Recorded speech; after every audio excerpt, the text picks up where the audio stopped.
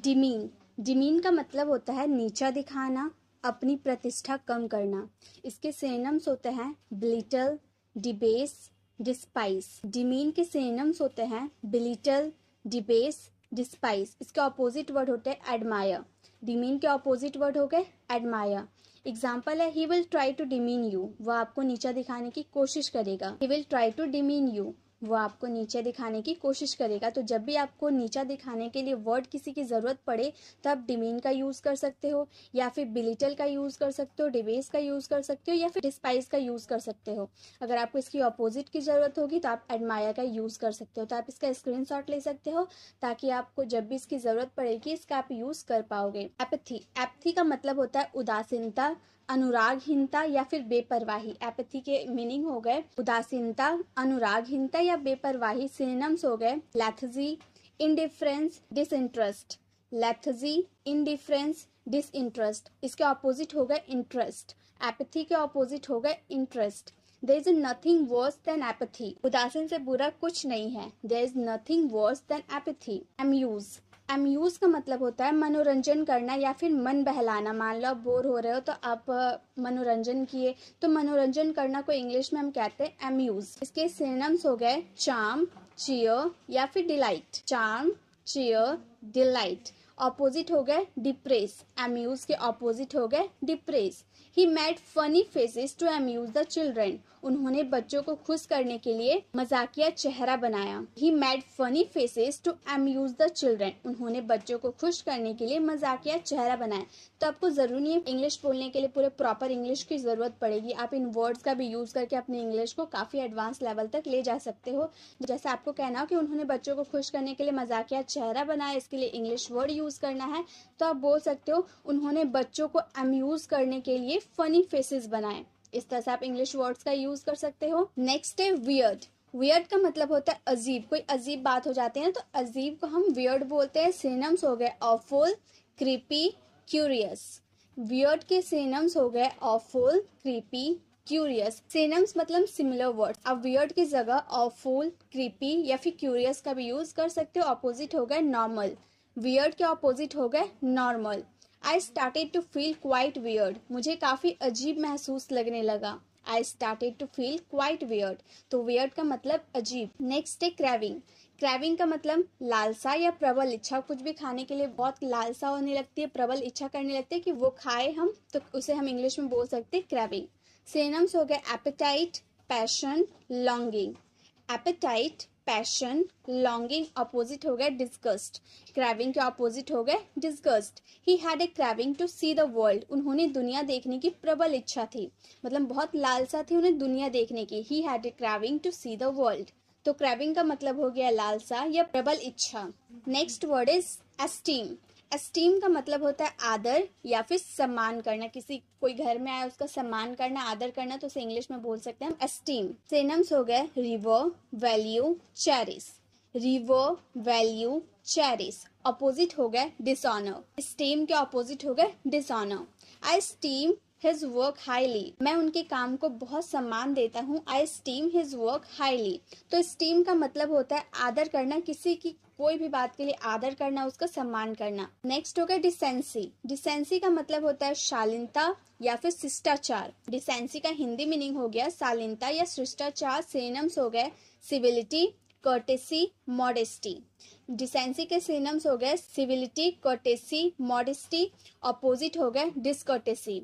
Decency का opposite हो गया डिसकर्टेसी। They didn't even have a decency to apologize, वह माफी मांगने की शालीनता भी नहीं रखती है। apologize मतलब होता है माफी मांगना और शालीनता का मतलब हो गया डिसेंसी। नेक्स्ट है फिजिबल। फिजिबल का हिंदी मीनिंग होता है संभव। फिजिबल यानी कि संभव। सिनोनिम्स हो गए achievable, appropriate, attainable. Achievable, appropriate या अटेंटेबल। अपोजिट होगा इम्प्रॉपर। फिजिबल का अपोजिट होगा improper. Is it feasible to finish the work by Christmas, क्या क्रिसमस तक काम खत्म करना संभव है? कोई बात संभव होने की हम बात करेंगे तो हम उसमें फिजिबल का यूज कर सकते हैं या अचीवेबल का भी यूज कर सकते हैं, एप्रोप्रिएट या अटेंटेबल का भी यूज कर सकते हैं।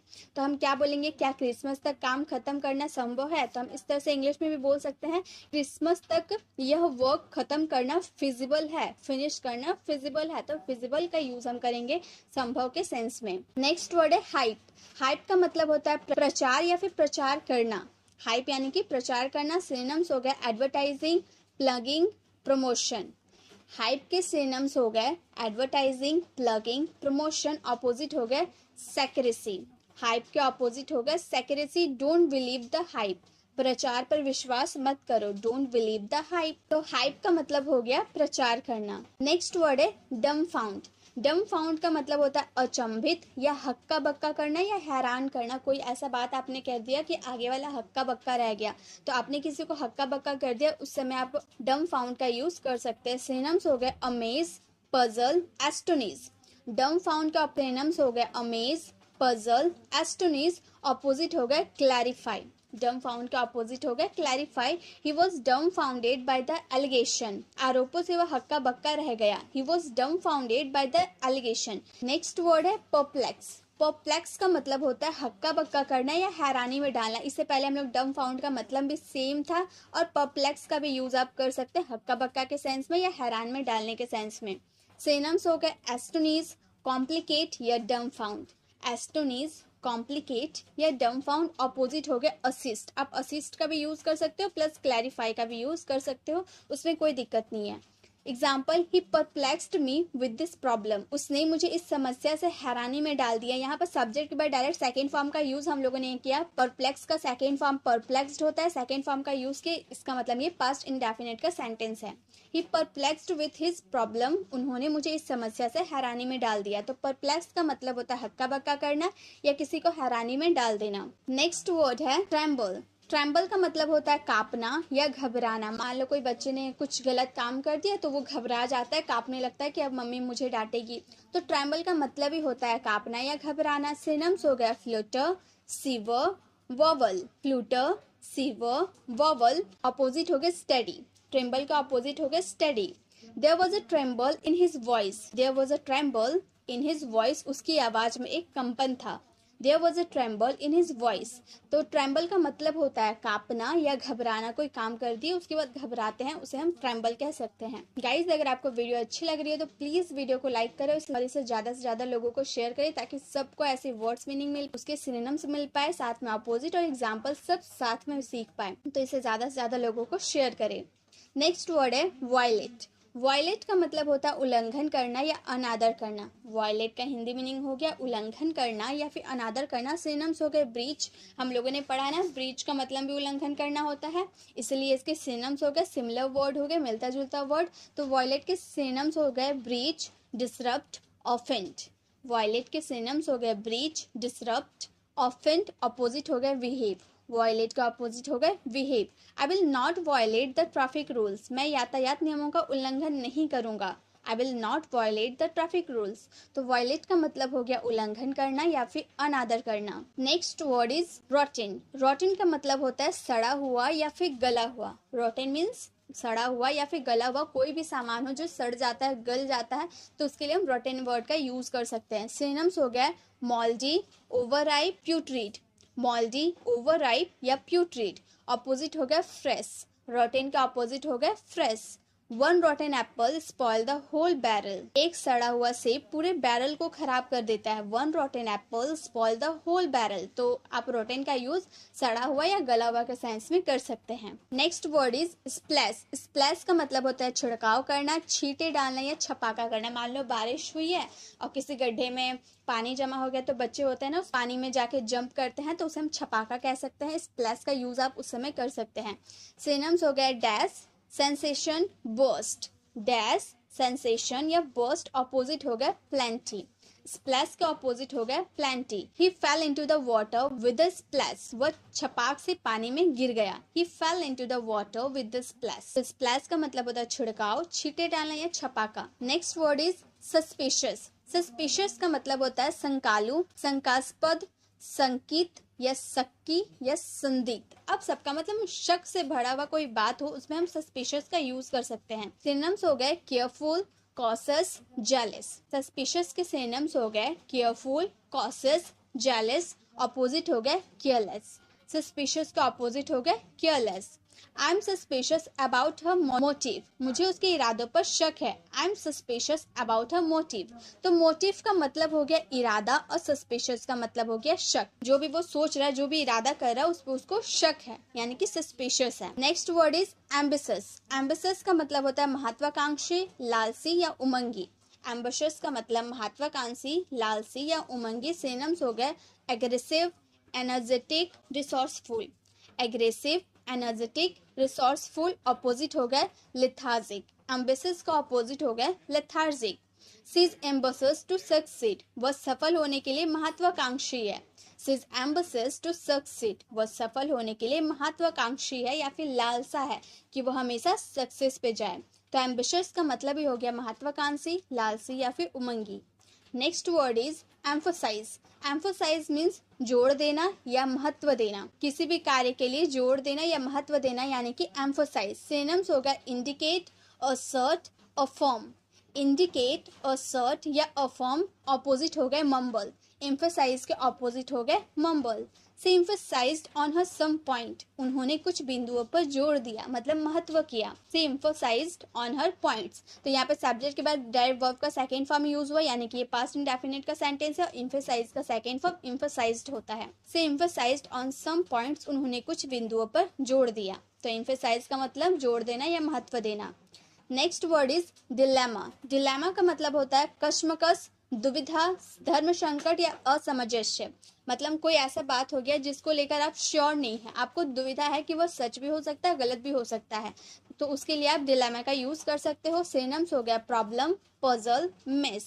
डिलेमा के सिनोनिम्स हो गए प्रॉब्लम, पजल, मेस। ऑपोजिट हो गया सॉल्यूशन। डिलेमा का ऑपोजिट हो गया solution. I am in a dilemma, मैं दुविधा में हूँ। I am in a dilemma. तो डिलेमा का मतलब ही हो गया दुविधा में होना। Next word is arrogant. Arrogant means अभिमानी, हठी, अहंकारी या घमंडी। एरोगेंट मीन्स अभिमानी, हठी, अहंकारी या घमंडी। सिनोनिम्स हो गए bossy, imperious, pompous. Bossy, imperious या पॉम्पस। अपोजिट हो गए हम्बल। एरोगेंट के अपोजिट हो गए humble. Be confident, not arrogant. आत्मविश्वासी बने, अहंकारी नहीं। तो आत्मविश्वासी के लिए आप कॉन्फिडेंट का यूज कर सकते हो और अहंकारी के लिए आप एरोगेंट का यूज कर सकते हो। Be confident, not arrogant. आत्मविश्वासी बने, अहंकारी नहीं। तो एरोगेंट के लिए आप अभिमानी, अहंकारी, हठी या घमंडी का यूज कर सकते हैं। Next word is sympathy. Sympathy का मतलब होता है सहानुभूति, दया या संवेदना। सिंपैथी का मीनिंग सहानुभूति, दया या संवेदना। सिनोनिम्स हो गए affinity, empathy, kindness. Affinity, empathy या काइंडनेस। ऑपोजिट हो गए क्रुएलिटी। सिंपैथी के ऑपोजिट हो गए cruelty. She has no sympathy for beggars, उसे भिखारियों से कोई सहानुभूति नहीं है। She has no sympathy for beggars. तो सिंपैथी का यूज आप सहानुभूति के लिए कर सकते हो और बेगर्स का मतलब भिखारी होता है, ये तो आपको पता ही होगा। तो सिंपैथी का मतलब क्या हो गया? सहानुभूति, दया या संवेदना। नेक्स्ट वर्ड इज सीम। सीम का मतलब होता है प्रतीत होना, दिखाई पड़ना या लगना। प्रतीत होना, दिखाई पड़ना या लगना। सीम्स के सिनोनिम्स हो गए इम्प्लाई, सजेस्ट, एज्यूम। सीम के सिनोनिम्स हो गए इम्प्लाई, सजेस्ट, एज्यूम। ऑपोजिट हो गए बी रियल। सीम के ऑपोजिट हो गए be real. This idea seems interesting, यह विचार दिलचस्प लगता है, मतलब दिखाई पड़ता है, अच्छा दिखाई पड़ता है। तो दिस आइडिया सीम्स इंटरेस्टिंग, यह विचार काफी अच्छा प्रतीत होता है। अननेसेसरी। अननेसेसरी का मतलब होता है अनावश्यक, बेकार या फालतू। अननेसेसरी का मतलब अनावश्यक, बेकार या फालतू। सिनोनिम्स हो गए avoidable, futile, needless. Avoidable, futile, needless. Opposite हो गए नेसेसरी। अननेसेसरी का ऑपोजिट हो गया necessary. Try to avoid unnecessary waste, अनावश्यक बर्बादी से बचने की कोशिश करें। Try to avoid unnecessary waste. तो वेस्ट का मतलब होता है बर्बादी करना, अननेसेसरी का मतलब होता है अनावश्यक, और अवॉइड का मतलब होता है बचने की कोशिश करें। तो हम अननेसेसरी के लिए क्या यूज कर सकते हैं? अनावश्यक, बेकार या फालतू के लिए हम अननेसेसरी का यूज कर सकते हैं। Next word is effect. Effect का मतलब होता है असर, परिमाण या प्रभाव। इफेक्ट, आप इसकी प्रोनाउंसिएशन पे ध्यान दीजिएगा, कहीं कहीं हमें यहाँ पर ए देखने को मिलता है और कहीं कहीं ई देखने को मिलता है, तो अभी हम ई की बात करें, ए की भी बात हम करने वाले हैं। इसे हम प्रोनाउंस करते हैं इफेक्ट। इसके सिनोनिम्स हो गया कॉन्सिक्वेंस, रिस्पॉन्स, इवेंट। इफेक्ट के सिनोनिम्स हो गया कॉन्सिक्वेंस, रिस्पॉन्स, इवेंट। अपोजिट हो गया कॉज। इफेक्ट का अपोजिट हो गया cause. Her word has a magical effect on us. उसकी बातों का हम सब पर जादुई असर हुआ। हर words has a magical effect on us. तो इफेक्ट का मतलब ही हो गया असर करना, मैजिकल का मतलब जादुई, वर्ड्स का मतलब बातें, उसकी बातें हम सब पर जादुई असर हुआ। हर words has a magical effect on us. तो इफेक्ट का मतलब हो गया असर करना, परिमाण या फिर प्रभाव। Next and the last word is affect. अभी हम लोगों ने इफेक्ट पढ़ा था, अब हम पढ़ेंगे अफेक्ट। दोनों की प्रोनाउंसिएशन अलग होती है, बस फर्क यहाँ पर कभी कभी ई देखने को मिलता है और कभी कभी ए देखने को मिलता है, तो आपको कंफ्यूज नहीं होना। अगर ई आपके आगे में आता है तो उसे इफेक्ट पढ़ेंगे और जब ए आता है तो उसे हम अफेक्ट पढ़ेंगे। इसका हिंदी मीनिंग होता है प्रभावित करना या असर करना। अफेक्ट का मतलब प्रभावित करना या असर करना। सिनोनिम्स हो गए ऑल्टर, इन्वॉल्व, इन्फ्लुएंस। अफेक्ट के सिनोनिम्स हो गए ऑल्टर, इन्वॉल्व, इन्फ्लुएंस। अपोजिट हो गए रिमेन। अफेक्ट का अपोजिट हो गए remain. Her presence affect him badly. उसकी उपस्थिति हमें बुरी तरह प्रभावित करती है। Her presence affects him badly. तो अफेक्ट का मतलब हो गया प्रभावित करना और इफेक्ट का मतलब असर, परिमाण या फिर प्रभाव करना। तो गाइज आई होप आप लोगों ने सभी स्लाइड का स्क्रीनशॉट ले लिया होगा। वीडियो कैसी लगी वीडियो को कमेंट बताना बिल्कुल भी ना भूले। अच्छी लगी तो लाइक जरूर करें। अगर आप चैनल पर नए हैं, अभी तक हमारे चैनल को सब्सक्राइब नहीं किए, तो सब्सक्राइब का बेल आइकन को जरूर क्लिक करें ताकि आने वाली वीडियोस की नोटिफिकेशन आपको मिलती रहे। मिलते हैं नेक्स्ट वीडियो में, तब तक के लिए कीप लर्निंग।